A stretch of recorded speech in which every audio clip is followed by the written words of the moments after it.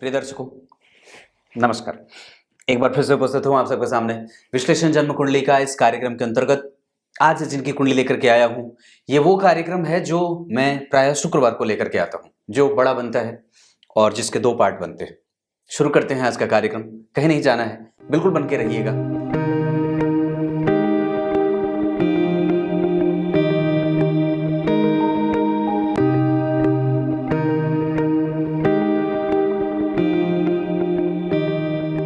सितंबर 1989 इनका date of birth है और भाद्रपद माह में इनका जन्म हुआ है।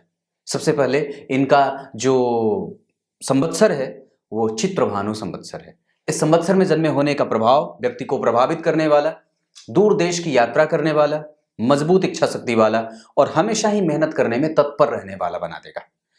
इनका जन्म भाद्रपद माह में जन्मे होने के कारण व्यक्ति जो होता है वो थुलथुला होता है और गोल चेहरे, मतलब एक परवलयाकार चेहरे को धारण करने वाला होता है। दक्षिणायन में जन्मे होने के कारण प्रभाव से संपन्न है और व्यक्ति के पास शुभ ग्रहों का प्रभाव थोड़ा कम और पापक ग्रहों का प्रभाव थोड़ा ज्यादा। मतलब जीवन में मेहनत करने की आवश्यकता थोड़ी शायद हो सके कम हो, लेकिन कई बार चीजें आवश्यकता से अधिक यूं ही मिल जाती हैं या भाग्य का सहयोग व्यक्ति के पास हो जाता है। व्यक्ति की कुंडली में शरद ऋतु का व्यक्ति का जन्म शनिवार के जन्मे होने के कारण व्यक्ति कुंठा से ग्रसित है या मेहनत करने के लिए कई बार जैसे शनिवार के जन्मे होने का एक छोटा सा नेगेटिव प्रभाव ये होता है कि व्यक्ति अपने जीवन में अपने लक्ष्यों को ऊंचा बना लेता है और उतना सारा प्रयास करने के बाद उसको जो चीज मिलता है, जब उसका वो तुलनात्मक अध्ययन करता है तो वो कमजोर महसूस समझ पाता है अपने आप को या कमजोर महसूस करता है, या कई बार चीजें जो होती हैं वो उसको ऐसी लगती हैं कि ये मुझे कम मिला है। कुंठा से ग्रसित अंतिम समय में कई बार व्यक्ति को अकेलेपन का शिकार होना पड़ता है। इस वजह से ये बात का ख्याल रखना होगा। शुक्ल पक्ष के तृतीया तिथि के जन्मे होने के कारण संतान उत्पत्ति में कई बार असमंजस की स्थिति या बाधाएं उपस्थित होती हैं। शुक्ल पक्ष में जन्मे होने के कारण संतान की जब स्थिति बन रही हो तो व्यक्ति को एक अच्छे मुहूर्त और शुभ मुहूर्त का विशेष ही ध्यान रखना आवश्यक होता है। इनका जन्म हस्त नक्षत्र में हुआ है। अब ये बहुत अच्छा नक्षत्र होता है। व्यक्ति स्वाभाविक रूप से व्यवसायिक है, अपने लाभ और अपने हानि को लेकर के बहुत ज्यादा समझने वाला होता है, अपने प्रभावों को लेकर के बहुत ज्यादा विकसित करने का प्रभाव रखने वाला होता है। और ऐसी स्थिति जहां व्यक्ति हर एक चीज में अपने लाभ और नुकसान को लेकर के बहुत ज्यादा चिंतित होता है और कुछ न कुछ हमेशा ही प्राप्त करने के पीछे भागता रहता है। व्यक्ति नौकरी करता है जो कि कई बार बड़ी कंपनियों का मालिक भी हो जाता है और बड़ी कंपनियों में, ऊंची कंपनियों में, ऊंचे विकसित देशों में रहने वाला होता है और कभी भी गरीबी को प्राप्त नहीं करता है। जीवन में आरंभ से लेकर के अंतिम तक की यात्रा इसकी सुखद बीतती है। शुक्ल पक्ष के तृतीया तिथि के चंद्रमा जो होते हैं वो पापक होते हैं। ऐसी अवस्था में व्यक्ति के जीवन में जो शुक्ल पक्ष के तृतीया तिथि के चंद्रमा का पापक प्रभाव जब होगा तो व्यक्ति जो है वो कई बार अपने आय को लेकर के असमंजस की स्थिति में रहता है, सोचता रहता है कि होगा कि नहीं होगा, मिलेंगी की चीजें नहीं मिलेंगी। कई बार जो है वो संतान उत्पत्ति में समस्या होने लगती है, असमंजस की स्थिति बनी रहती है, दिमाग जो होता है वो थोड़ा परेशान भी होता है और छोटी सी चीज भी अगर नुकसान करती है जीवन से या नुकसान होता है तो व्यक्ति उसको बहुत बड़ा मान लेता है, या कई बार अपने प्रभावों को लेकर के जैसे ही कमजोर स्थिति में अपने आप को देखता है कि मेरा यहाँ पे प्रभाव कमजोर हो रहा है, वो तुरंत ही उस चीज को रिपेयर करना चाहता है और अपने जगह को छोड़ना नहीं चाहता। उसको पद से प्रेम होता है। क्लियर है? शुभ हस्त नक्षत्र के शुभ योग तैतिल करण, वैश्य वर्ण और मानव मनुष्य देवगण के होने के कारण व्यक्ति का प्रभाव राजसिक और सात्विक है। व्यक्ति शुद्ध मानसिकता को रख करके चलने वाला है, प्रेमी है और व्यक्ति के जीवन में आध्यात्मिकता का प्रभाव थोड़ा कम और भौतिकवादिता का प्रभाव थोड़ा ज्यादा है। अब एक बात यहीं पे रोक करके आपको समझाना चाहता हूं।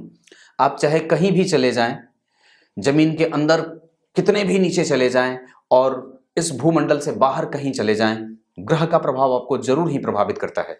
आप चाहे विदेश रहें चाहे भारत, ऐसा नहीं है कि खाली भारतीय जो हैं वही ग्रहों से प्रभावित होते हैं।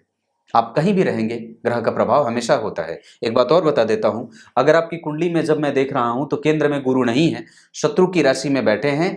इस वजह से व्यक्ति कई बार आध्यात्मिक चिंतन से दूर होता है और कई बार वो सिर्फ वर्तमान में ही जीता रहता है। भविष्य को देखेगा तो सिर्फ उसको पारलौकिक सुख से जोड़ करके ना देख करके, आध्यात्मिक सुख से जोड़ करके ना देख करके इहलौकिक सुख में फंसा रहता है। मतलब वो सिर्फ उसका जो चिंतन, जो उसके चिंतन की प्रक्रिया होती है वो सिर्फ अपने टेबल के इर्द गिर्द होती है, कई बार बहुत दूर तक नहीं देख पाती है। मतलब कहने का ये है कि व्यक्ति को अपने जीवन में हमेशा ही धर्म को धारण करने की प्रवृत्ति रखनी होगी। आप चाहे आपकी माताजी हो, आपके पिताजी हो, अब जरा आप अपने जीवन को उठा करके देखिएगा कि जो ये कुंडली बन रही है, इसमें तो यही बात दिख रही है कि व्यक्ति को माता से हमेशा ही सपोर्ट मिलता रहा है, पर पिता से थोड़ा कम।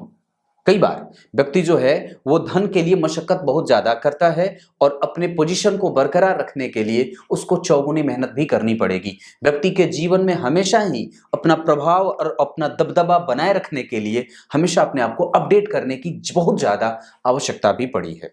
साथ ही साथ जन्म कुंडली में व्यक्ति के प्रभाव में एक अलग तरीके का निर्मोही होने का प्रभाव भी देख रहा हूं, जो व्यक्ति को कई बार बहुत ज्यादा किसी से अटैच नहीं करता है, या तो बहुत ज्यादा बंधा है या तो बहुत ज्यादा विरक्ति का भाव है। मतलब उसमें जो संतुलन बनना चाहिए वो थोड़ा कम सा है।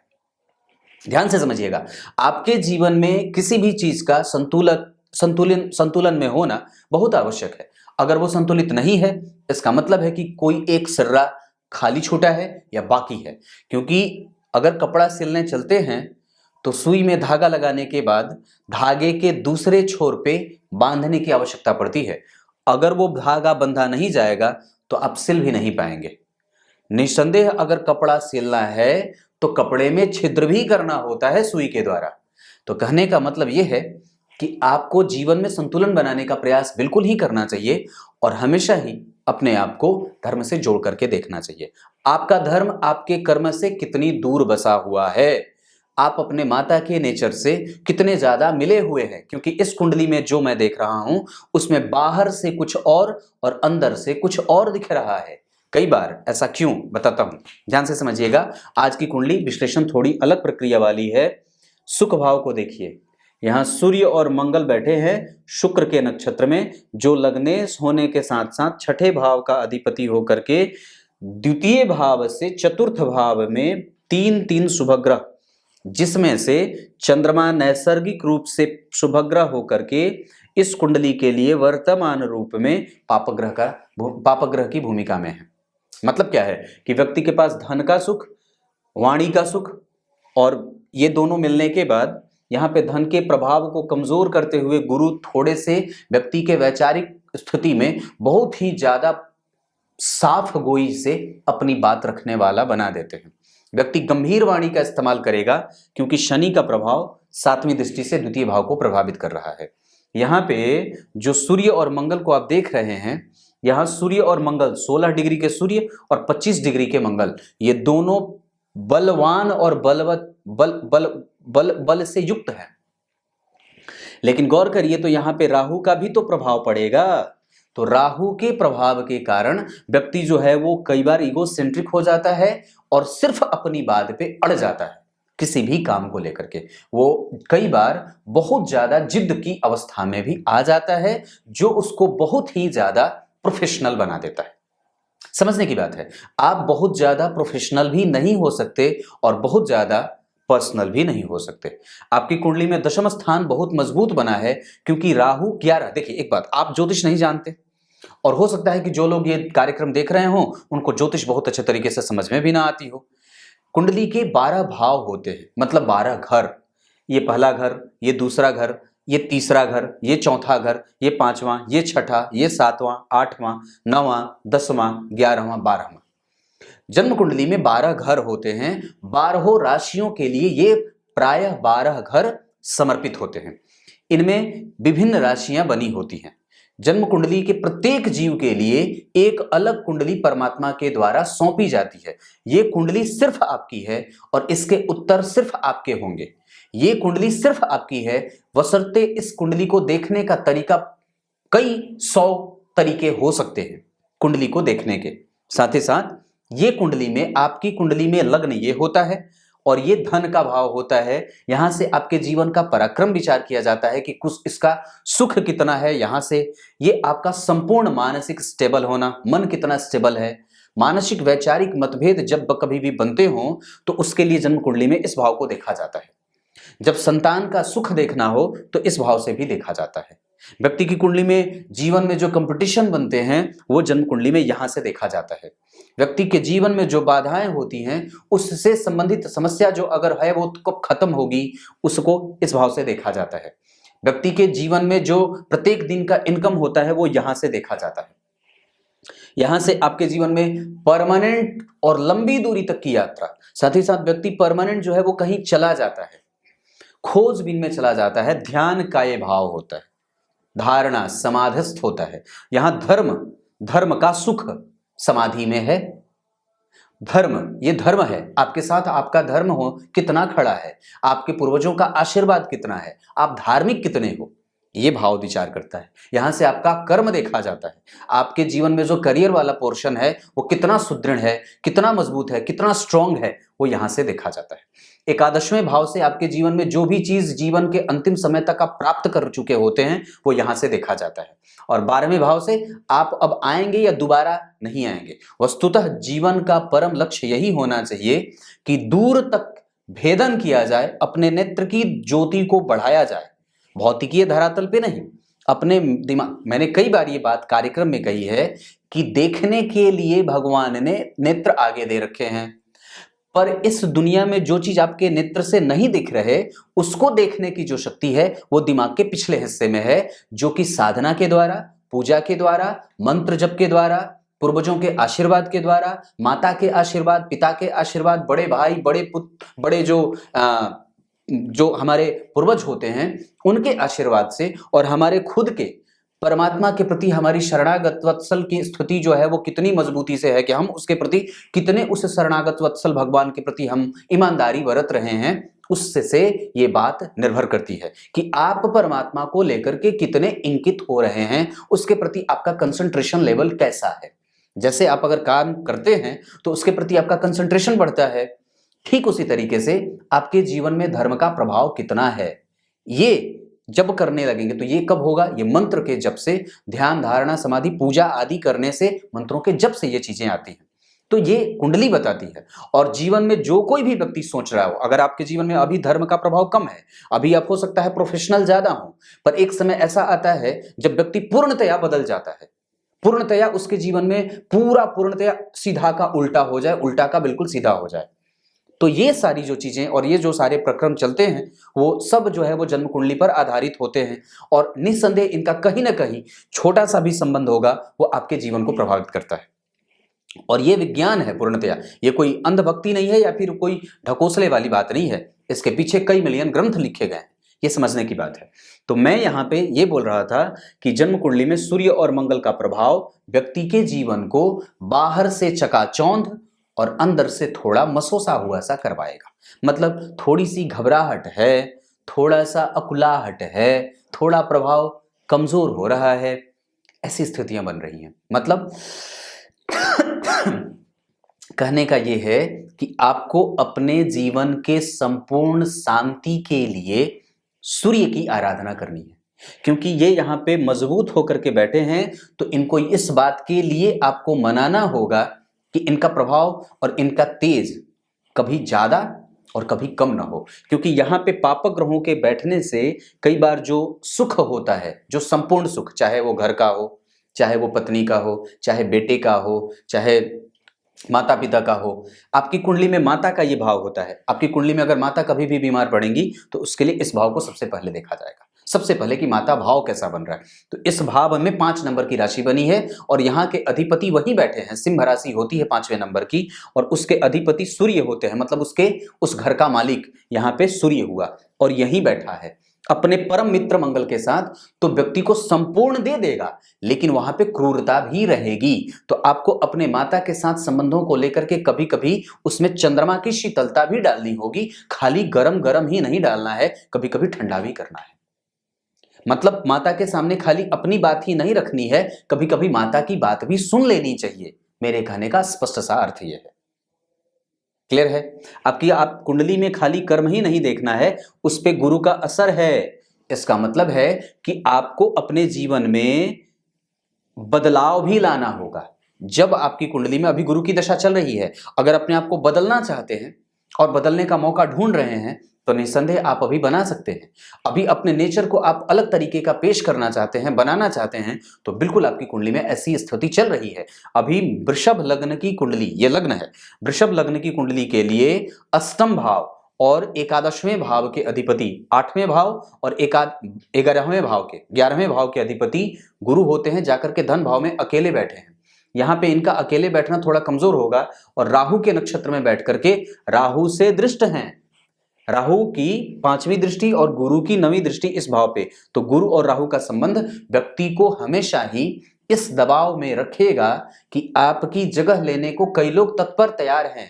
इस वजह से इस पे ध्यान देना होगा कि आपको हर बार अपडेट रहना है। साथ ही साथ यहाँ पे शनि का प्रभाव आपको आयु देने के साथ साथ यहाँ पे व्यक्ति को आयु तो देता है, पर एक बात और है, यहां से इसकी तीसरी दृष्टि कर्म क्षेत्र में कभी भी दिक्कत की स्थिति नहीं होने देंगे। व्यक्ति को गंभीर वाणी का और गंभीर भोजन करने वाला, और उसकी 10वीं दृष्टि जन्म कुंडली में यहां पड़ेगी जहां पे बुध, चंद्रमा और शुक्र जैसे 3-3 शुभग्रह बैठे हुए हैं। तो व्यक्ति को वाणी का सुख, व्यक्ति को आयु का सुख, प्रभाव और व्यक्ति के जीवन में यश, कुल का दीपक, और व्यक्ति के प्रभावों में कभी भी कमजोरीपन की स्थिति नहीं होगी। यश, कुल, मान, पद, प्रतिष्ठा और प्रत्येक प्रकार का जो सुख है वो व्यक्ति को मिल जाता है।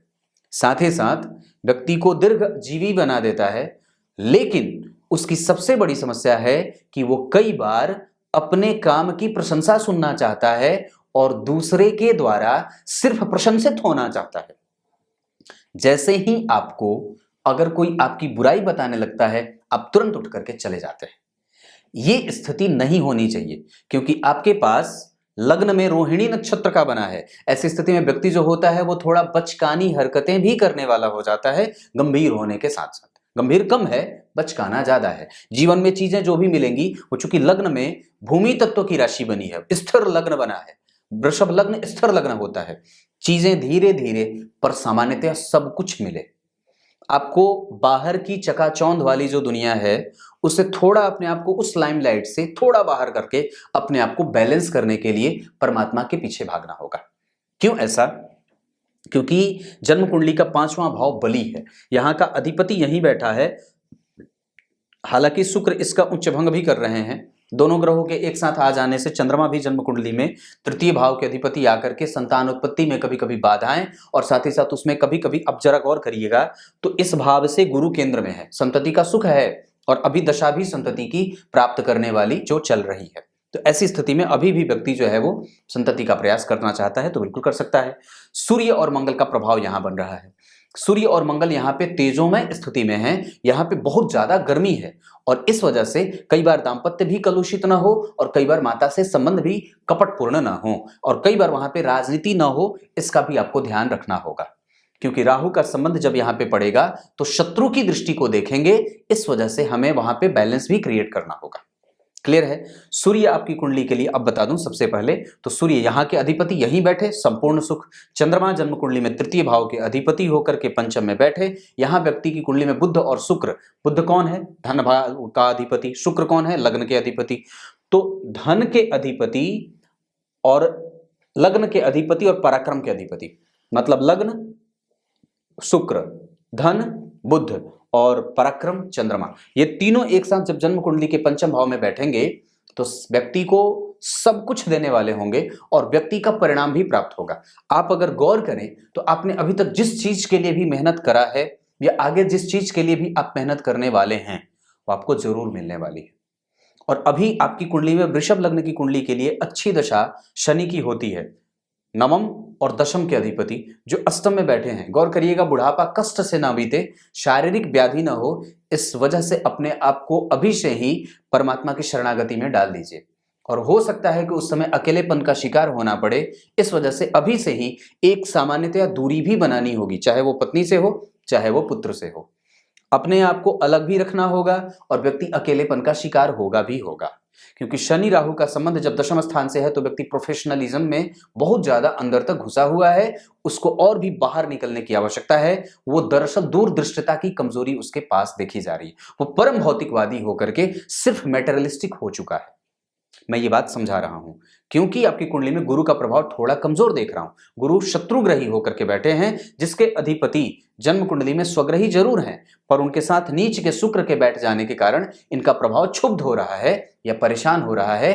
तृतीय भाव के अधिपति लग्नेश के साथ बैठे हैं, व्यक्ति के जीवन में आसानी से सब कुछ प्राप्त हुआ है, पर गौर करने की बात है कि उसमें बैलेंस बनाने की आवश्यकता भी है। वृषभ लग्न के होने के कारण व्यक्ति जहां प्रेमी तत्व का हो जाता है, प्रेम करने वाला हो जाता है, जीवन में प्रेम से ही वो सब कुछ पाना चाहता है, लेकिन अपने पोजीशन को लेकर के और अपने पद को लेकर के हमेशा ही बहुत ज्यादा क्रूअल होता है, बहुत ज्यादा निर्दयतापूर्ण व्यवहार कभी कभी कर बैठता है, जो काफी समय तक उसके परिवार में कलह का कारण बन जाती है।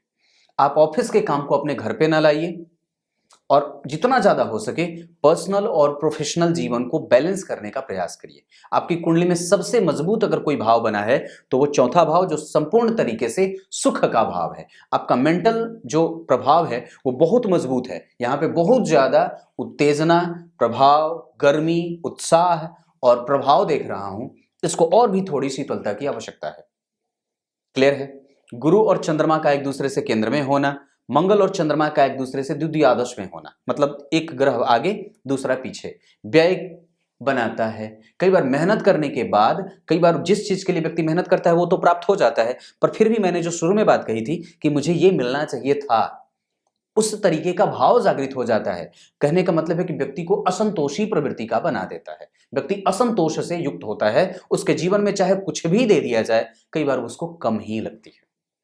ये बात बन रही है। सूर्य जहां पूर्वा फाल्गुनी के बैठे हैं, ऐसी स्थिति में कि शुक्र नीच के हैं तो सूर्य के प्रभाव को थोड़ी कमी मिल जाएगी। चंद्रमा जो है वो हस्त के हैं, वो बहुत अच्छे बैठे हैं, अपने नक्षत्र के बैठे हैं। इस वजह से व्यक्ति के पराक्रम का बल और साथ ही साथ व्यक्ति के पास यश, कीर्ति, मान, सम्मान, पद, प्रतिष्ठा, गौरव, कुल का मान रखने वाला, मर्यादा से युक्त होकर के जीवन जीने वाला, बहुत ही ज्यादा टफनेस के साथ जीने वाला व्यक्ति को बना देता है। थोड़ा सॉफ्ट भी होना जरूरी है। अपने निर्णय पे आप अगर विचार कर सकते हैं तो जरूर कर लिया करिए। जो निर्णय आपको आपके माता और आपके पिता से, आपकी पत्नी से, आपके बच्चों से निकट लाने का करे, वही काम पहले करना चाहिए। अपने कर्म को इतना ज्यादा अपने जीवन पे हावी होने देने का कोई मतलब नहीं है जिससे कि हमारा प्रभाव हमारे घर के अंदर कमजोर हो जाए। क्लियर है? ऐसा अगर नहीं है तो आगे हो सकता है। मेरे कहने का मतलब यह है। आपकी कुंडली में भाग्य भाव के अधिपति शनि अष्टम में जा रहे हैं, दशम के अधिपति अष्टम में, ये शौर्य योग बना रहे हैं। गौर करिएगा, अगर दशम भाव के अधिपति गुरु के द्वारा देखे जा रहे हो और दशम भाव गुरु से देखा जा रहा हो, तो गुरु की 7वीं दृष्टि यहां, गुरु की 5वीं दृष्टि यहां, तो यहां पे व्यक्ति को पेट का रोगी बना सकते हैं, हड्डियों का, पसलियों का दर्द दे सकते हैं, लंबा जीवन देने के साथ साथ कई बार आयु में उत्तरार्ध में कष्ट हो जाता है, क्योंकि इस भाव से शनि का जो संबंध बन रहा है वो नवम पंचम का बन रहा है। यहाँ के अधिपति मंगल जैसे पेट के रोग को और फेफड़ों से संबंधित समस्या और कई बार व्यक्ति को कपटपूर्ण व्यवहार करने वाला बना देते हैं। व्यक्ति जो होता है वो सामने से धोखा देके निकल जाता है, सामने से धोखा देकर के निकल जाता है और कोई इसको पकड़ भी नहीं पाता है। ऐसी स्थितियां कई बार बनती हैं। काम को लेकर के बहुत ही ज्यादा पॉजिटिव नेचर को देखने वाला और साथ ही साथ बहुत ही कई बार व्यक्ति जो होता है वो अपने जीवन में प्रत्येक सुविधा को इकट्ठा करना चाहता है। प्रगति के पथ पे बहुत ज्यादा आगे जाने का होड़ जीवन में समा जाता है। ये स्थिति बन रही है। आइए अब आपको सीधे फिर से मैं एक बार फिर से इसी कुंडली पे लेके आता हूं। अब जरा गौर से समझते हैं इस चीज को, ग्रह के प्रभाव को। द्वितीय भाव से 4 घर आगे 3-3 शुभ ग्रहों का बैठना द्वितीय भाव के बल को बढ़ाएगा। जन्म कुंडली में धन भाव से तीसरे 3-3 पापक ग्रहों का बैठना धन भाव की स्थिति को बढ़ा रहा है। इसका मतलब यह होता है कि व्यक्ति के पास जीवन में धन की समस्या नहीं है और व्यक्ति के पास व्यवहारिकता का ज्ञान भी कम नहीं है। उसके पास व्यवहारिकता भी है, वो सरते वो अपने आप को पहचान नहीं रहा। दूसरे नंबर पे अगर आप जन्म कुंडली में सप्तम भाव को देखते हैं तो सप्तम भाव के अधिपति जन्म कुंडली में चतुर्थस्थ, अपनी राशि को फिर से यहाँ पे मंगल की 4थी दृष्टि पड़ेगी।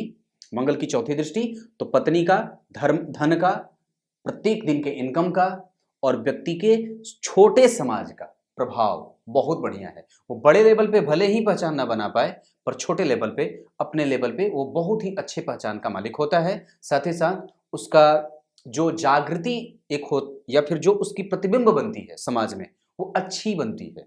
मतलब एक अच्छे व्यक्तित्व को धारण करने वाला, मतलब सप्तम भाव जिन जिन चीजों का कारक होता है, चाहे आपके प्रत्येक दिन के इनकम का हो, चाहे आपके पत्नी का हो, उसके बाद आपके पुत्र के पराक्रम का हो, आपके प्रत्येक दिन के प्रभावों को विकसित करने का होता है, जो ये आपका डेली लाइफ, तो यहाँ का प्रभाव बहुत अच्छा रहेगा। साथ ही साथ यहाँ पे प्रभाव थोड़ा कमजोर, व्यक्ति को मेहनत भी करनी होगी, मशक्कत भी करनी होगी, उसके पास प्रतियोगिता का भाव भी रहेगा, इस वजह से कई बार वो चीज कमजोर पड़ेगी। मतलब आपको अपडेट रहने का दबाव रखेगा आपके ऊपर, ये जीवन अपडेट जीवन भर रखना पड़ेगा खुद को। उसकी आठवीं दृष्टि यहाँ व्यक्ति के समस्त प्रभावों को, समस्त लाभों का, और व्यक्ति जो भी जीवन में प्राप्त करना चाहता है, क्योंकि यहाँ के अधिपति इस भाव से केंद्र में, और यहाँ से यहाँ मंगल की दृष्टि मित्र की राशि पे पड़ेगी, तो व्यक्ति के संपूर्ण प्रकार के यश और संपूर्ण प्रकार के प्रभावों को विकसित करने वाला। बुद्ध की भी सातवीं दृष्टि यहाँ पड़ेगी। इन्होंने सवाल भी पूछा है कि व्यक्ति के जीवन में शेयर मार्केट वगैरह का योग कैसा है। बिल्कुल बढ़िया है, जन्म कुंडली में बहुत बहुत ज्यादा नहीं है, एक सामान्य से थोड़ा अच्छा कह सकता हूं, मतलब 70 से 60% तक व्यक्ति जो है वो इन्वेस्टमेंट कर सकता है, क्योंकि जन्म कुंडली में सूर्य अच्छे हैं, इस भाव के अधिपति शत्रुवत हैं, और यहाँ पे 3-3 2-2 शुभ ग्रहों का प्रभाव है। इस भाव से केंद्र में शनि बैठे हैं, जो कि दशम स्थान के और नवम भाव के अधिपति होते हैं। साथ ही साथ मंगल का प्रभाव यहाँ है, तो व्यक्ति धन तो कमा सकता है, साथ ही साथ एक बैलेंस्ड जो है वो इनकम वहां से प्राप्त कर सकता है। ऐसी स्थिति बिल्कुल ठीक बन रही है। बुद्ध के प्रभाव की स्थिति, मंगल और बुद्ध का प्रभाव, व्यक्ति बहुत ही दिमाग लगाने वाला है।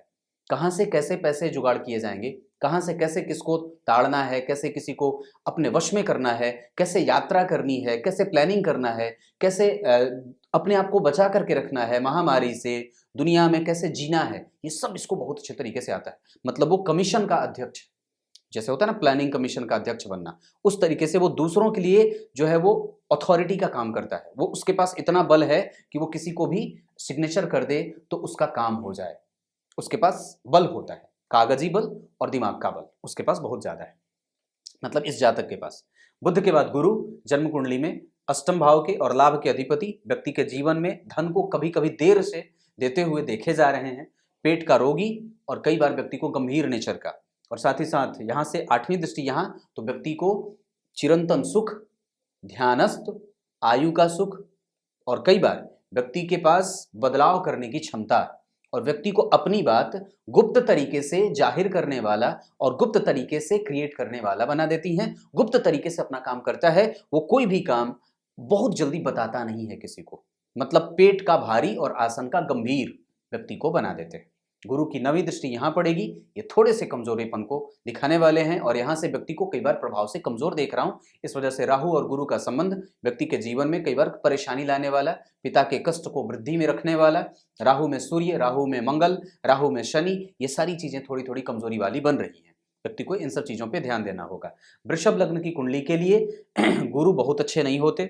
इस कुंडली के लिए शनि सर्वाधिक अच्छे ग्रह के रूप में, मतलब शनि की दशा जो कि गुरु के दशा के बाद आने वाली है वो अच्छी जा सकती है, पर फिर भी व्यक्ति को बुढ़ापे में सावधान रहना होगा, विशेषतः हड्डी और पेट से संबंधित समस्या को लेकर के।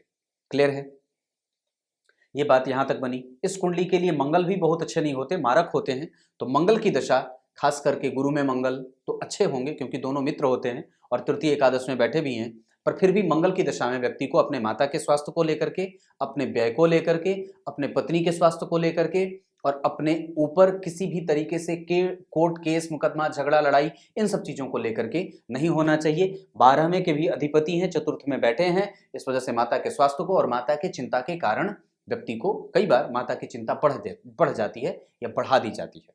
ऐसा नहीं होना, माता से दूरी और कई बार वहां पे रिश्तों में गर्माहट थोड़ी ज्यादा हो जाती है, तो इस तरीके से इसको ठीक करने की आवश्यकता होगी।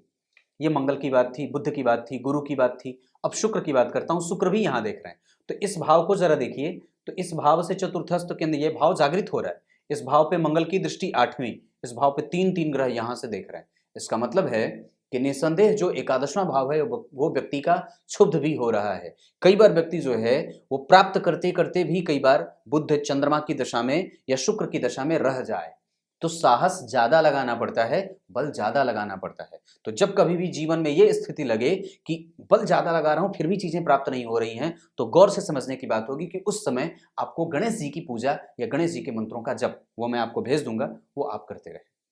ये आपकी कुंडली है। नक्षत्रों के आधार पर अगर बात करता हूँ, तो बुध, चंद्रमा बहुत अच्छे बैठे हैं।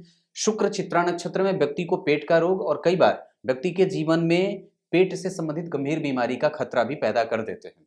व्यक्ति को कई बार जब स्थिति बनती है कि इस भाव के अधिपति इसको देख रहे हों, तो व्यक्ति के जीवन में सामंजस्य की वृत्ति बहुत ज़्यादा नहीं होती है। वो किसी भी चीज़ में सामंजस्य नहीं करता है, या तो उसको छोड़ करके भागना चाहता है या तो उसको पकड़ करके रखना चाहता है। इस वजह से मैं ये बात कहता हूँ कि व्यक्ति को सामंजस्य की वृत्ति भी अपनानी चाहिए। वो बैलेंस करने में माहिर है, कर सकता है, क्योंकि सूर्य बहुत अच्छे बैठे हैं, सूर्य बैलेंस करते हैं, लेकिन फिर भी उसकी बहुत ज़्यादा अधिकता हो रही है। इस वजह से हमें उसको कमज़ोर भी करना होगा। हमें बहुत ज़्यादा ऊर्जा से अपने आप को ना तो बनाना है और ना ही बहुत ज़्यादा कम, या तो बहुत ज़्यादा या तो बहुत कम। ये नहीं होना चाहिए। एक सामान्य अवस्था को कायम करने की आवश्यकता होगी।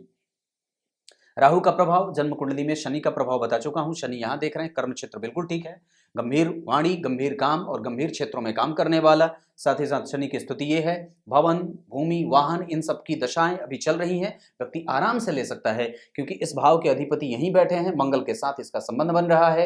इस भाव का जो सुख परम स्तुति प्राप्त करने वाले ग्रह शुक्र और चंद्रमा, इसके कारक क्षेत्र दोनों एक साथ बैठे हैं। बहुत अच्छी बात है। व्यक्ति विदेश में रहने वाला और किसी न किसी वजह से उसको बाहर ही रहना पड़ेगा धन कमाने के लिए, कभी भी व्यक्ति को घर पे नहीं आना चाहिए। अपना जन्म स्थान वहीं बना ले और वहीं बस जाए जो वो जहां पे है। मतलब अपने जन्म स्थान से दूर, कोसों दूर जाना चाहे बिल्कुल जाए और वहीं अपना परमानेंट निवास स्थान बनाए। पक्की बात है। राहु का प्रभाव यहाँ पे क्रोध और कई बार निर्दयता से युक्त होकर के जीवन जीने वाला और एक तरफा जीवन जीने वाला बना देता है। व्यक्ति को बैलेंस करने की आवश्यकता मैं बार बार बोल रहा हूँ। राहु की नवी दृष्टि यहाँ पे अच्छी होगी और व्यक्ति के जीवन में समस्याओं से व्यक्ति को निजात दिलाने वाली या मुक्ति देने वाली हो जाती है। क्लियर है? ये अलग तरीके का था, थोड़ा अलग तरीके से मैंने आज इस कार्यक्रम को पेश किया है। जरूर बताइएगा कैसा लगा। अब तब तक के लिए इजाजत दीजिए। कल एक बार इनकी कुंडली पे नवांश और दशमांश पे चर्चा करेंगे। तब तक के लिए बहुत बहुत नमस्कार।